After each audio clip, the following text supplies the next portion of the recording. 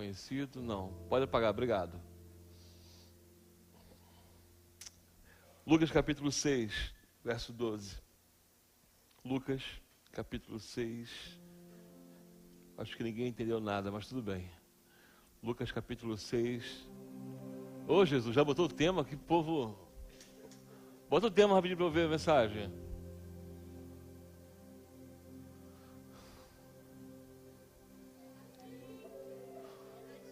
Vamos repetir comigo, gente? Judas... Como você viu, vocês falaram, eu não falei não, né, irmãos? Ainda bem que vocês falaram. Judas, gente como a gente. Semana passada eu falei o nome de Judas aqui, essa semana parece que eu ouvi uma voz no meu ouvido: você é mó Judão. Você é mó Judão. Eu comecei a examinar sobre Judas. Eu queria ler com os irmãos e meditar um pouquinho na vida desse homem. Lucas capítulo 6, verso 12 em diante. Vamos lá? Que Deus nos abençoe.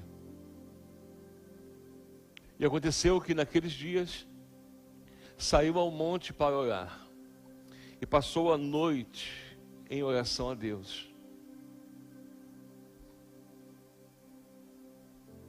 E quando já era dia, chamou a si os seus discípulos e escolheu 12 deles, a quem também deu o nome de apóstolos: Simão, ao qual também chamou Pedro e André, seu irmão, Tiago e João, que eram 2 irmãos, Filipe e Bartolomeu, Mateus e Tomé, Tiago, filho de Alfeu, e Simão, chamado Zelote, o lutador, o brabo, aquele que deveria ter cortado a orelha de Malco.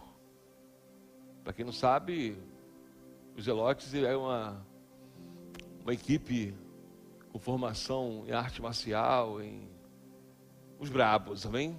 Tinham etapas a serem cumpridas e ficavam ali muitos anos treinando. E talvez o maior sonho deles era combater a cidade de Roma, os romanos em si. E Judas, Tiago, irmão de Tiago, e Judas Iscariote, que foi o traidor. Amém? Feche os olhos, Pai bendito, quero te agradecer por essa oportunidade, louvar o teu nome e pedir: Senhor, fale conosco. Fale conosco porque nós necessitamos de ouvir a sua voz, nós carecemos de ouvir a sua voz. Embora seja um tema complexo, que a tua palavra venha de encontro ao nosso coração. Nós pedimos, Senhor, que caia por terra toda distração, tudo que não provém do Senhor, Deus. Tira do nosso meio toda investida maligna, e que nossos ouvidos estejam atentos a ouvir a tua voz. Vai de encontro ao coração do teu povo, Pai. Ser conosco nessa noite. Eu me coloco atrás da cruz, pedindo que o Senhor cresça, que eu diminua, sabendo que toda honra e toda glória seja dada ao Senhor. Peço a Deus, fale comigo nessa noite, e fale ao teu povo. É o que nós te pedimos e somos gratos, em nome de Jesus. Amém e amém.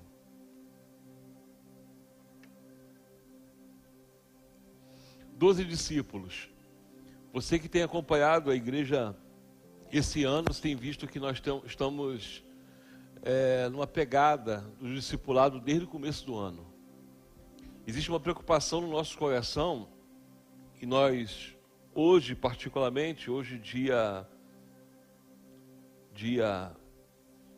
já tinham gritado já ser outro lugar, amém? Seu pentecostal já subia 25, muito obrigado, amém? Irmã Maria, sempre ligada. E hoje particularmente nós encerramos um ciclo, para começarmos outro ciclo. Qual ciclo, pastor? Nós falamos sobre o discipulado em si, mais focado nos discípulos. Nós tratamos desde o começo do ano os 35 milagres de Jesus. Nós estamos falando sobre os profetas menores. Nós estamos aos domingos pela manhã, quando não se tem programação como a de hoje, como a do domingo passado, nós estamos na pegada de falarmos sobre as cartas às igrejas do Apocalipse, uma por uma. Temos vivido dias temáticos e falamos muito sobre o discipulado, sobre o aprendizado do discípulo.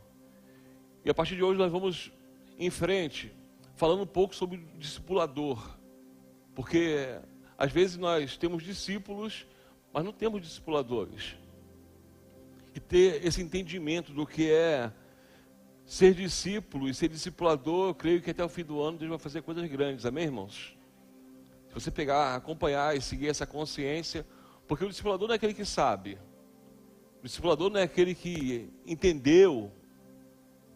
O discipulador tem um princípio, que é obediência e amor ao reino. Tem muita gente que sabe e não ama. Tem muita gente que sabe que não pode pastorear, porque não tem amor. Não adianta. O amor é o princípio de tudo. Se eu fosse falar para os irmãos, os pastores que eu tive na minha vida, eu vou falar de muitos líderes que eu tive, mas pastores foram poucos. Aqueles que não passavam a mão, mas quando exortavam, eles sentiam o amor. Eu falo para você que eu fui um jovem que precisei muito de exortação. Precisei muito aprender. E os pastores que tiveram exortação, mas antes da exortação, o amor, foram pastores que marcaram a minha vida. Falei com um ontem, Alexandre Macedo. Falei com um ontem. Para você ter ideia do nível desse discipulador, foi o discipulador que me excluiu. Está errado, você está excluído. Agora, se você é discípulo, você vai ficar sentado no banco e você vai. E eu cumpri os 6 meses com muita alegria. Eu cumpri os 6 meses. Tanto nas classes dominicais, quanto nos cultos pela manhã, quanto nas quartas-feiras, nos domingos à noite. Eu sentava no primeiro banco. O que eu aprendi na minha vida toda é aquele que tinha algum tipo de problema na igreja, que era disciplinado e deveria ficar no último banco. E esse discipulador me ensinou a ficar no primeiro banco. E foi os melhores 6 meses da minha vida, aprendendo não só o conhecimento, mas a vivência do Evangelho. Então o discipulador precisa ter amor. Nós temos pastores que você vê que não tem amor. Nós temos pastores que são palestrantes, pastores que são itinerantes, pastores que são gerenciadores de igreja, mas que você não consegue sentir o amor. Pastor, não consegue sentir amor. Quando eu comecei no Evangelho, eu já falei aqui na igreja, o meu sonho sempre foi ser evangelista. Eu sempre fui um evangelista. Eu gostava de botar as pessoas dentro da igreja. E o pastor que ama, que cuidasse. Porque ao mesmo tempo, com o meu jeito, que eu colocava dentro da igreja, eu tirava. Então quando eu colocava, eu me calava. E me lembro quando eu fui ordenado ao ministério pastoral, eu chorei e falei, Senhor, me dá um coração de pastor, para que eu possa amar, olhar um olhar diferente. Desse dia em diante, Deus começou a tratar no meu coração. Trata até hoje, tá, irmãos? Então não testa muita paciência, né? Vou falar sobre Judas, mas tem o Pedro aqui que está, né? Mas Deus tem colocado, Deus tem tratado no meu coração. Então é um ano que nós vamos continuar falando sobre o discipulado até o fim do ano. Agora numa perspectiva de discipulador. Porque às vezes nós questionamos os ensinamentos. Nós questionamos que nós aprendemos. É interessante que o que é discipulado, ele tem na sua vida, às vezes, muito mais coisas que marcaram ele lá atrás. E aqueles que trazem marcas de coisas totalmente lá de trás, dificilmente se abrem a aprender coisas novas. Eu aprendi assim, eu cresci assim, eu vivi assim, mas lá é assim, e quando Deus coloca coisa nova, aí não recebe, porque não tem como colocar vinho novo em odre velho. A própria Bíblia fala sobre isso. E hoje o personagem é Judas. Judas, entendendo que existe um Judas aqui, mas nós temos 12 discípulos, e cada um tem uma história. Cada um tem uma personalidade. Cada um tem algo marcante na vida dele. E é um desafio falar sobre Judas, porque Judas é o mais criticado. Judas é aquele que nós olhamos para ele e não queremos como referência na nossa vida. Quando nós buscamos características dos discípulos que se parecem com a gente vai olhar assim, tem 11 ali que eu posso me parecer. A tranquilidade de Tomé.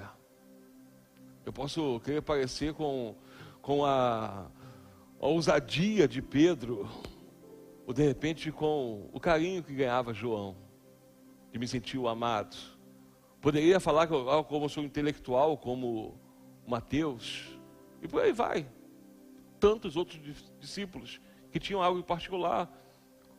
Eu sou aquele que tem a experiência de Filipe. Já cheguei meio que experiente na situação, já tenho um caminho andado. Temos sonhos, mas olhar para Judas é um desafio enorme para mim. Porque Nós vemos nos evangelhos mais de 12 vezes, se tratando de Judas, não como Judas Iscariote somente. Iscariote por 3 motivos. Pode ser, de repente, pela cidade que nasceu, Iscar. Iscariote pode ser por causa de um grupo que tinha rebelde. Enfim, a gente não sabe ao certo porquê, mas quando se falava Judas Iscariote, mais de 12 referências, dizendo aquele que haveria de trair, o traidor, aquele que haveria de entregar Jesus. Até em momentos bons se fala sobre isso. Você vê o chamado falando aqui, nós lemos sobre os 12, e a referência que faz de Judas é aquele que haveria de trair. Tem um peso muito grande nessa história, olhar para Judas. Por isso, esse ângulo é um ângulo de desafio. Porque o erro, quando não tem conserto, se torna uma marca muito forte na vida da pessoa. Falei semana passada sobre Davi. Davi cometeu erros terríveis. Mas o que foi marcante foi o seu acerto. Foi ele trazer o escândalo do seu arrependimento. Mas Judas não tem isso. Judas traz um momento marcante de um erro terrível, porque eu acho que não tem erro pior do que a traição. Ainda mais de alguém que caminha junto, que anda junto, que vive os mesmos problemas, que dá os mesmos sorrisos, que brinca as mesmas brincadeiras, que vive os mesmos desafios. Esse é Judas. Por isso é marcante demais quando nós falamos de Judas, porque não tem conserto. Mas a minha pergunta quando eu falei sobre Judas é: será que Judas não tinha nada de bom? E a minha resposta não foi sobre Judas, foi sobre Jesus. Porque se eu falar que Judas não teve nada de bom, eu vou poder dizer que, na verdade, a escolha de Jesus foi de toda ruim. Quando eu digo que Judas não tinha nada de bom, eu aponto para Jesus que o escolheu como uma escolha de toda ruim. Você pegar Judas em alguns momentos e acreditar alguém ruim do começo ao fim, chega a ser uma covardia. Porque Jesus escolhe Judas. E Judas faz como os outros 11, ele deixa tudo para trás para seguir Jesus. E é complicado demais nós olharmos, porque ser o traidor e falar sobre traidor, parece que nós vamos perder um domingo. Poderíamos estar falando de outro discípulo, do próprio Jesus, e parece que falar de Judas é perda de tempo, pastor.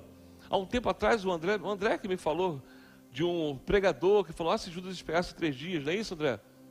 E eu fui seguir a página daquele grupo que faz o filme, né? Gente, eu tenho uma vergonha do meu inglês. The Chosen, é assim? Tem Chosen? Então, eu fui seguir e tinha esse comentário lá, André, lembrei de você. Tinha esse comentário lá: se Judas esperasse 3 dias. E eu fiquei pensando nessa frase, né? Eu sou muito questionador, uma frase muito boa, tem muito a ver, porque você imagina Judas vendo a ressurreição. Você imagina Judas vendo Jesus voltando e fala assim: para que se cumprisse. Mas imagina se Judas, na caminhada, ele tivesse entendido o que era o reino de Deus. A oportunidade foi para todos. Judas, ele é um traidor, mas também foi um homem de confiança, irmãos. Judas, nos 3 anos e 6 meses de ministério de Jesus, ou nos 3 anos, quase 3 anos e 6 meses, ele foi responsável pela bolsa. Ele foi responsável por gerenciar as finanças do ministério de Jesus. Se você parar e ver algumas situações em que, isso é histórico, os discípulos fazem os translados com Jesus, muitos desses translados eram pagos. E quem ia à frente fazer isso era Judas. Se você parar e olhar Lucas capítulo 8, verso 3, vai falar das mulheres. Das mulheres que seguiram Jesus, e no final do verso 3 diz que, e muitas outras, o servia com seus bens. E quem é responsável por esses bens? Judas. Ninguém confia a finança de um ministério a quem é ruim de tudo.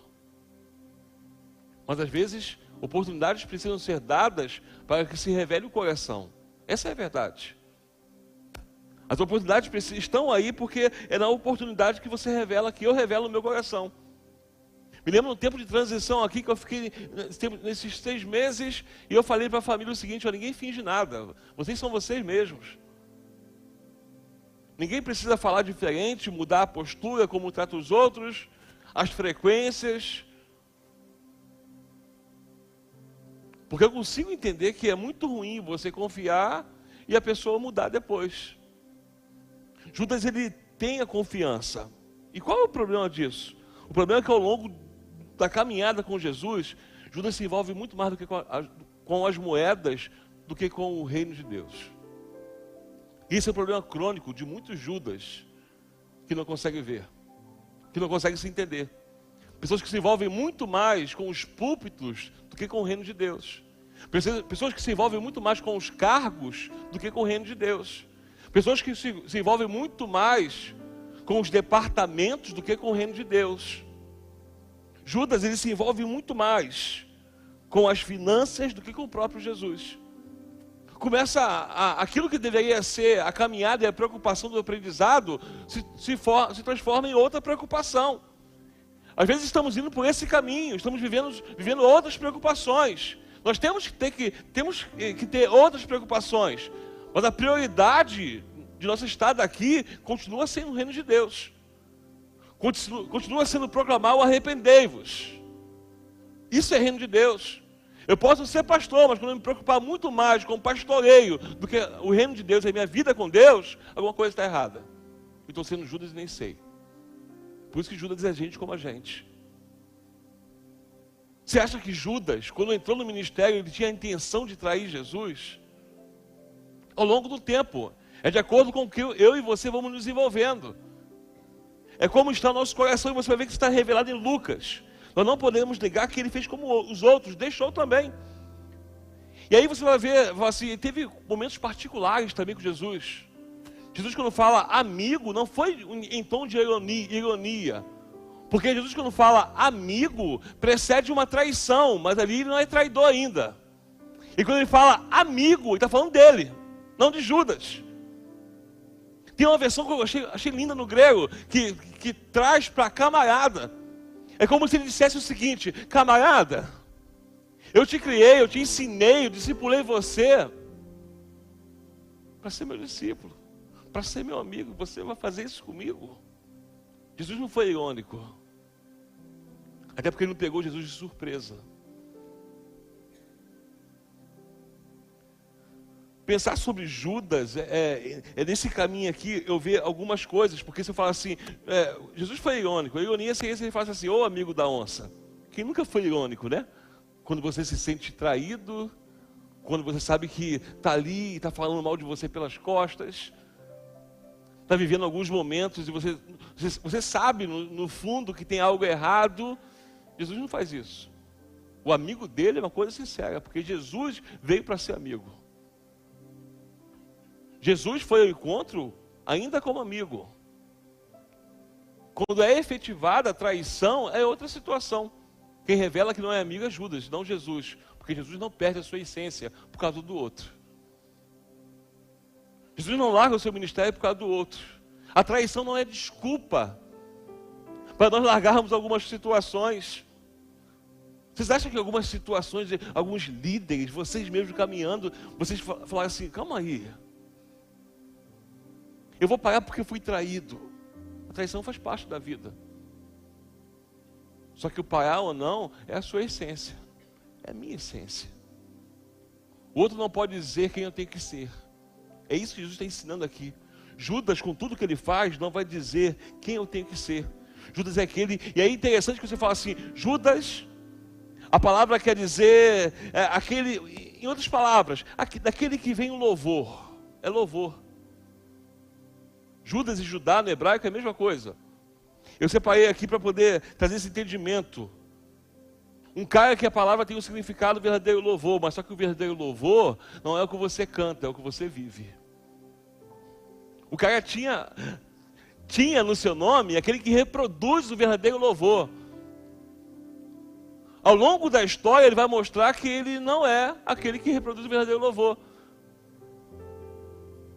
Judas, ele tem um significado muito forte.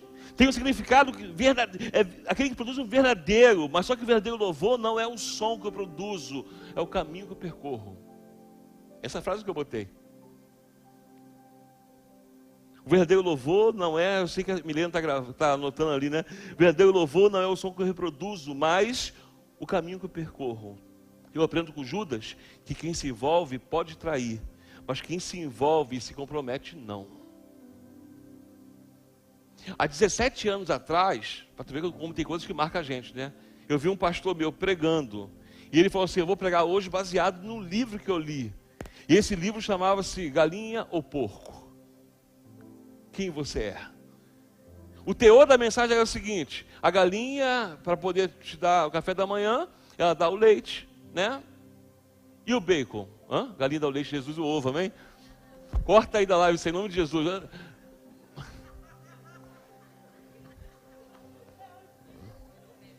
Que o amor de Deus, que a graça do nosso Senhor. Acabar o culto, não tem como, irmãos. É porque só a história mesmo, o livro é assim, mas as histórias são 3. Eu não vou contar a história porque a história é muito grande, tem pouco tempo. Eu tentei resumir as 2 coisas que o cara trouxe. A história tinha a vaca que dava leite, tinha o porco que dava o bacon e tinha a galinha que dava ovo. E aí o dono da fazenda falou assim, amanhã eu quero tomar um café especial. Agora eu vou contar tudo também, passar o tempo também, não quero saber não. Manda embora, né? Aí tinha os 3. Aí o que eles fizeram? Vamos fazer o café da manhã dele. Aí ele chegou lá, no café da manhã tinha lá o ovo mexido, o ovo cozido, o ovo frito, né? Vários tipos de ovos. Tinha lá o leite, o queijo, porque a vaca dá leite e queijo, amém, irmãos? Você pode falar amém, em nome de Jesus?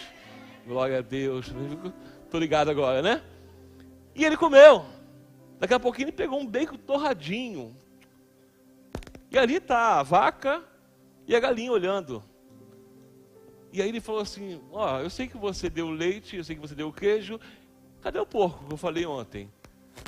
Para ele dar alguma coisa, ele se sacrificou. Essa é a diferença do envolvido com o comprometido. O envolvido, ele dá. O comprometido, ele se sacrifica. O envolvido, ele chega na hora. O comprometido chega antes. O envolvido espera chamar, o comprometido se prontifica. Essa é a diferença. Judas, ele é um cara completamente envolvido, mas nunca foi comprometido. Ele tinha envolvimento com o dinheiro, com as finanças, as suas preocupações. Você vai ver que Judas é o modelo daquele que se envolve, mas por questões pessoais. Você não vê ele se envolvendo por causa de reino, em nenhum momento questionando sobre o reino, mas por questões pessoais. João capítulo 12, verso 4 diz assim: então um dos seus discípulos, Judas Iscariote, filho de Simão, que havia de traí-lo, de novo a referência, disse: por que não se vendeu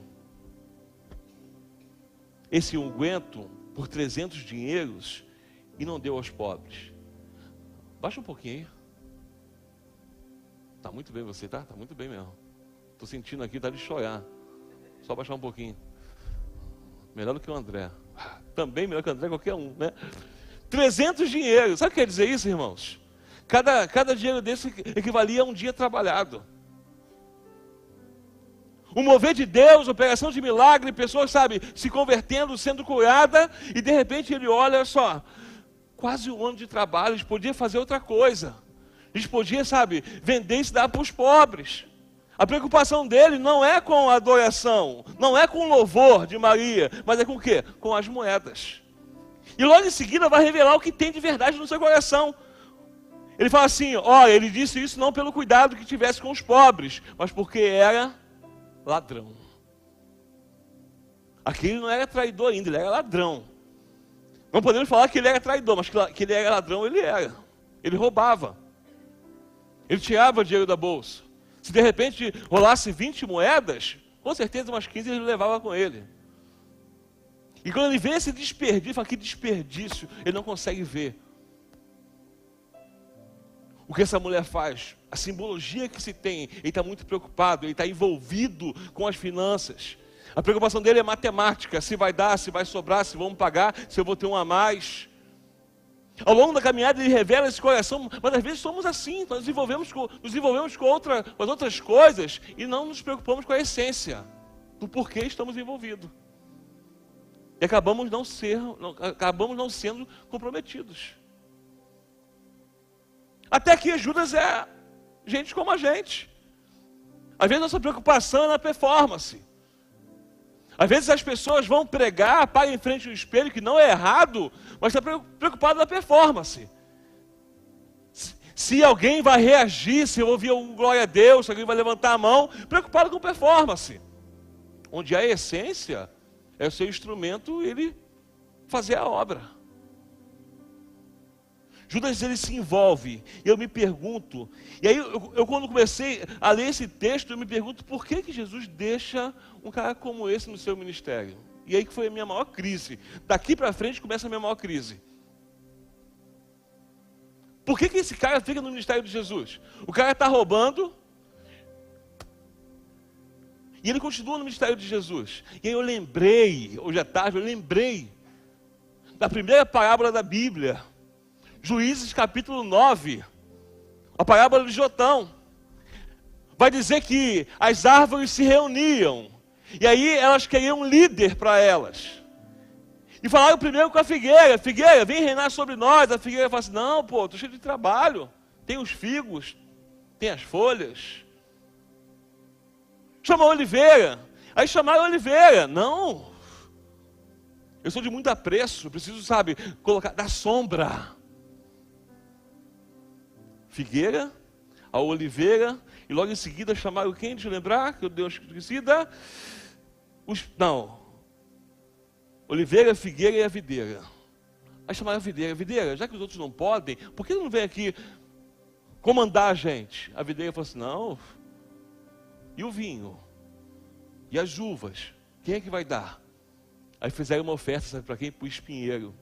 Espinheiro, vem governar sobre a gente. Ele: opa, estou aqui. Não dou fruto mesmo. Quem é que vai governar? O espinheiro. Às vezes nós passamos por essas coisas no ministério. Tem um espinheiro no governo, sabe por quê? Só vai ter um espinheiro no governo porque a oliveira, a figueira, eles decidiram se omitir. É isso que está dizendo aqui a parábola. Você acha que tinha quantos discípulos que poderiam fazer parte dos 12? Mas Judas se prontificou. Às vezes não entendemos como é que o pastor pode deixar fulano fazendo isso. Ele não sabe o que, sabe, ele mais tira do que coloca. Não sabe que a soma dele é subtrair, é trazer problema. Tem que ter o espinheiro. Mas uma coisa que eu aprendi com esse texto é que o mesmo espinho que machuca é o espinho que caminha para o propósito.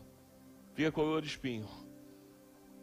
O mesmo Judas que trai também é aquele que empurra para o propósito. E tirar o Judas antes da hora é não dar oportunidade para que se revele o coração a ele mesmo. Por isso que eu não tenho crise. Antigamente eu pedia: Senhor, coloca pessoas boas. Pessoas, sabe, que caminham comigo. Não, eu quando vejo um espinho na igreja, eu falo: beleza, vamos ver quem vai se furar e vai sumir. Mas se tem esse espinheiro no governo, é porque talvez você seja oliveira, figueira ou videira. Você prefere se omitir em relação aos propósitos que Deus te chamou. Eu não me culpo pelos espinheiros que tem na igreja.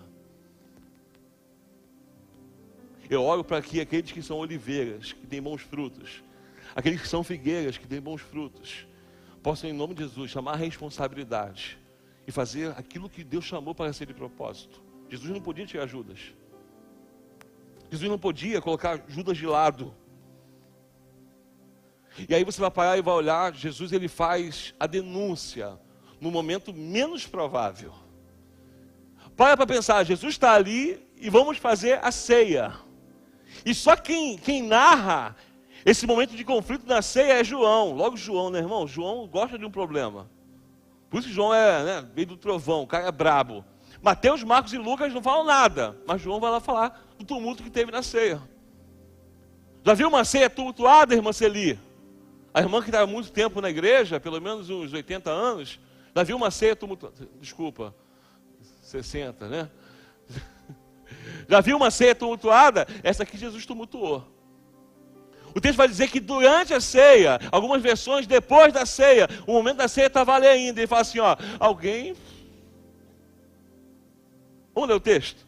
João capítulo 13, verso 1. Ora, antes da Páscoa, sabendo Jesus que era chegada a sua hora de passar desse mundo para o Pai, como havia amado os seus que estavam no mundo, amou até o fim. Por isso que eu amo Jesus, amém? Jesus não separou assim, Jesus amou os 11, não, amou-os até o fim. Judas estava no meio. Não é porque o meu coração está encoberto e ele sabe quem eu sou que ele não me ama. Jesus é um Jesus de oportunidade. E acabado a ceia, tendo já o diabo posto no coração, irmãos, ali o diabo botou no coração dele, já estava colocando já, ó, sabe por que bota no coração? É o que temos pregado desde o começo do ano. O problema não é o diabo, o problema é a gente. Tem espaço no coração, ele vai lá e semeia. Não rasgou o coração, não se converteu, ele está botando semente. O coração de Judas não estava no reino, não estava em Jesus. Tinha espaço, como diz nossos irmãos pentecostais, tinha brecha.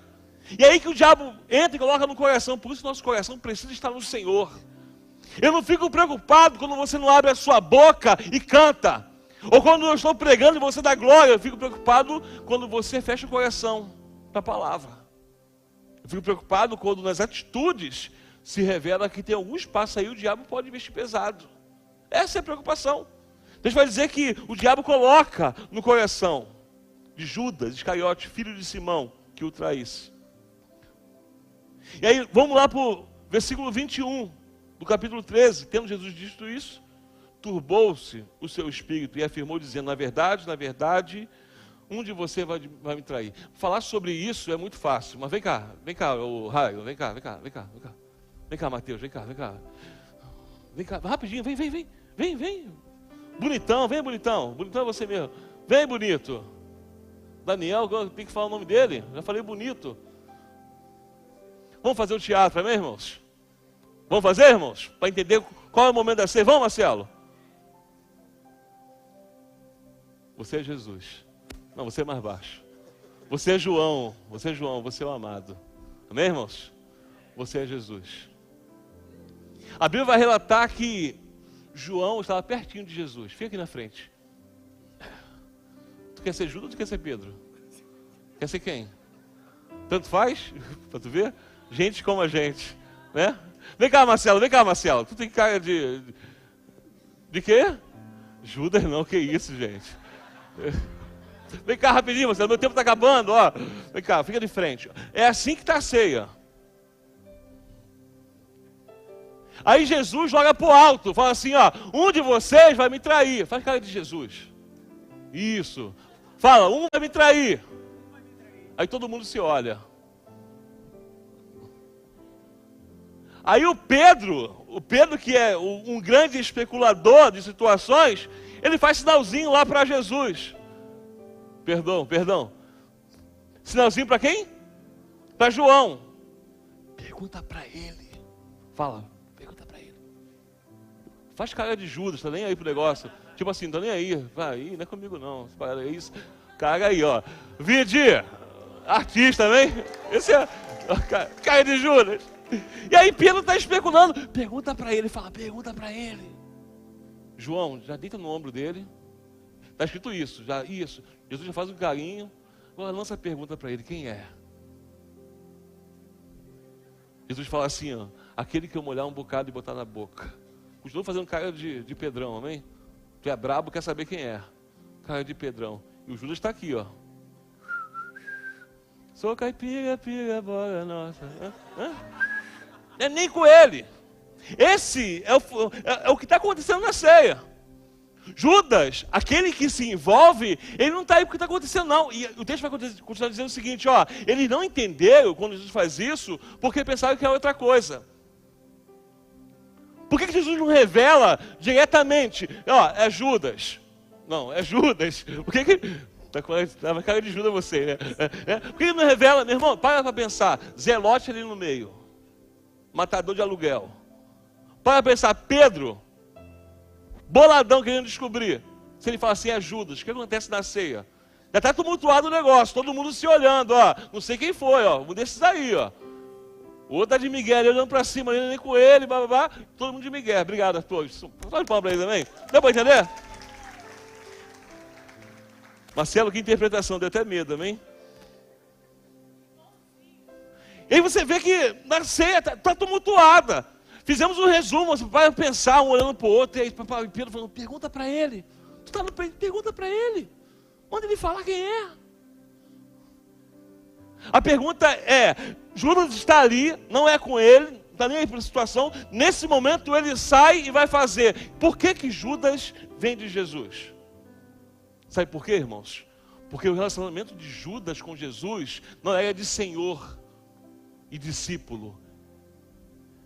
Ele olhava para Jesus e tinha Jesus como escravo dele. Quer ver uma coisa interessante? Êxodo capítulo 21, verso 32, diz assim: e o boi escornear um escravo, dar-se-á 30 ciclos de moeda, é o que valia o escravo. Por quanto que Judas vende Jesus? 30. É o que valia Jesus para ele. Isso porque no seu coração ele tinha Jesus como escravo, não como Senhor. Será que é diferente do que nós vemos hoje em dia? Pessoas que olham para Jesus e acham que Jesus é seu escravo, tem que fazer a sua vontade, fazer o que ele quer, realizar os seus sonhos, que o Evangelho é o poder de Deus para suprir as minhas necessidades mais absurdas, e não sobre aquilo que ele veio propor como o reino de Deus. Será que não temos ensinado aos nossos membros de igrejas que esses discípulos precisam tratar Jesus, botar Jesus no canto, como foi ensinado, e falar o que ele tem que fazer? É por isso que Judas vem de Jesus. E olhava para Jesus e falava o seguinte: olha, meu escravo, que ele vale isso aí, ó, 30 moedas. Como está lá em Êxodo. Ele trata Jesus como foi tratado lá em Levítico. Ele tenta devolver as moedas. Levítico vai ensinar sobre isso. Quando algum escravo tiver que ser devolvido, devolva o dinheiro dele e pega o escravo de volta. Ele foi lá e faz o quê? Ó, não é bem isso que eu queria, não. O relacionamento dele é totalmente tudo com dinheiro. É o que Jesus valia. A pergunta é: o que Jesus vale para a gente? Se nós estamos colocando valor no relacionamento com Jesus, eu vou me dedicar se o Senhor me der isso, se o Senhor fizer aquilo. Quando nós fazemos isso, nós vamos entender por que Judas é gente como a gente. Porque às vezes colocamos preço naquilo que não tem preço, que o valor é inestimável. Relacionamento com Jesus não tem preço. É isso que Judas faz. Ele traz essa proposta, esse ensinamento. Ele coloca Jesus como um escravo. Judas é incapaz de viver a mudança proposta por Jesus. Aí tu vai falar, por que Judas é incapaz de viver a proposta? Deixa eu te falar uma coisa que você aprendeu há muito tempo, eu também aprendi há muito tempo. Quando o texto diz, lá em Mateus capítulo 27, então Judas, que o traiu, vendo que foi condenado, trouxe arrependido as 30 moedas. Nós temos 58 vezes no Novo Testamento a palavra arrependido. E no grego quer dizer metanoia. Você sabe o que é isso, né? Mudança de mente, não é isso? Mudança de propósito. Só que nessa aqui de Judas, faz parte das 6 vezes dessa palavra arrependimento, que é metamelomai. Metamelomai. A palavra é arrependimento, mas não é metanoia. É metamelomai. Metamelomai. Sabe o que é isso? Você pode até mudar a sua opinião, mas não muda o coração. Remorso. Por isso que Judas foi incapaz de reaver o seu compromisso, parar de se envolver e viver um compromisso, porque ele até falou que queria mudar, ele até falou que queria Jesus de volta, mas o coração não mudou. Quando se tem remorso, até se muda as palavras, mas o coração não muda.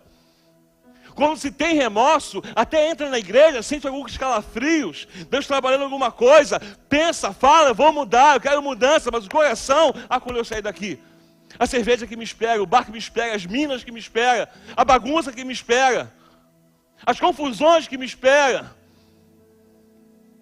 O que Deus quer não é essa questão de arrependimento, de um remorso, de um culto que é irracional, porque é um culto que traz remorso. É um culto de mudança de mente, de propósito, de metanoia, de mudança de vida. Aí tu fala, pastor, por que eu saí daqui e a frieza é a mesma? Porque falta isso, como faltou em Judas. E por isso que Judas é gente como a gente. Nós pegamos a palavra, mas não entendemos o propósito da palavra. O reino de Deus que foi proclamado lá por João Batista, arrependei-vos, é metanoia, mudança de vida e mudança de propósito. Quando você falar, eu me arrependo, Jesus, Eu vou falar, estou falando o seguinte, ó, a minha vida vai ser mudada, o meu propósito vai ser mudado, a minha mente vai ser mudada, porque mente está relacionada ao quê? Ao coração e não à boca. Simples. Judas não consegue se entregar, ele vive essa vida de remorso. E o fim dele foi muito trágico. Atos vai dizer que ele vai, a árvore se quebra, ele cai, o corpo dele é partido no meio. E para finalizar, anos depois, o apóstolo Paulo vai começar falando da ceia, com aquilo que Jesus sofreu por causa de Judas. Porque eu recebi do Senhor o que também vos ensinei.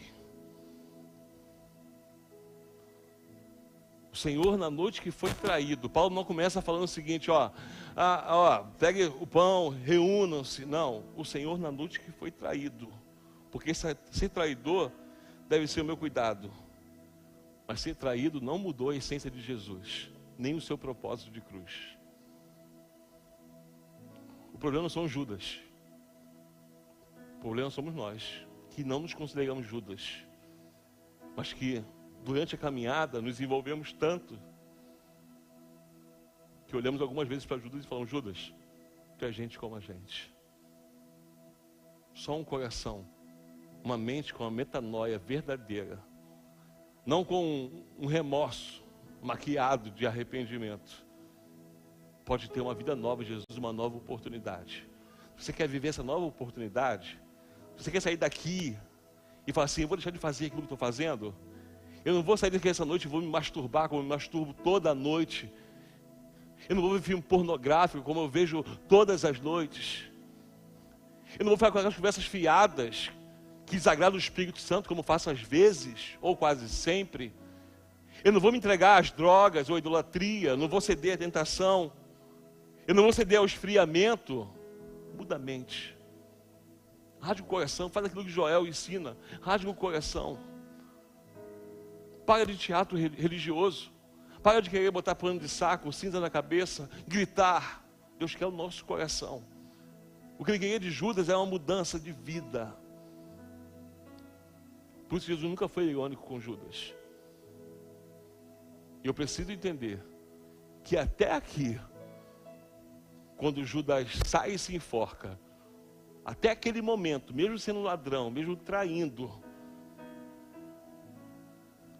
Judas é gente como a gente.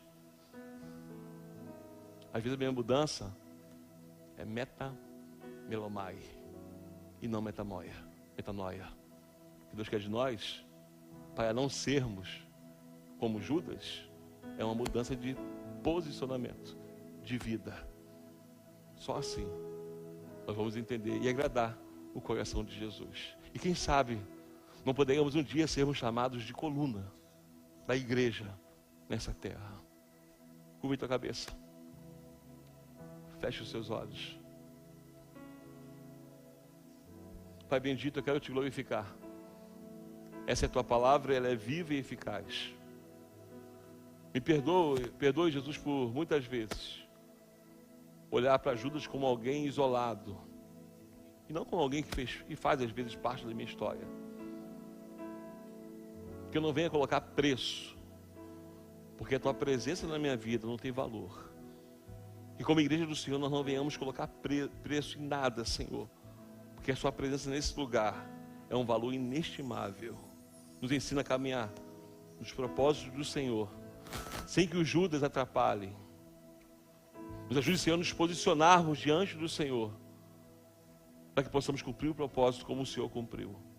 É o que eu te peço nessa noite, para mim e para os meus irmãos, em nome de Jesus.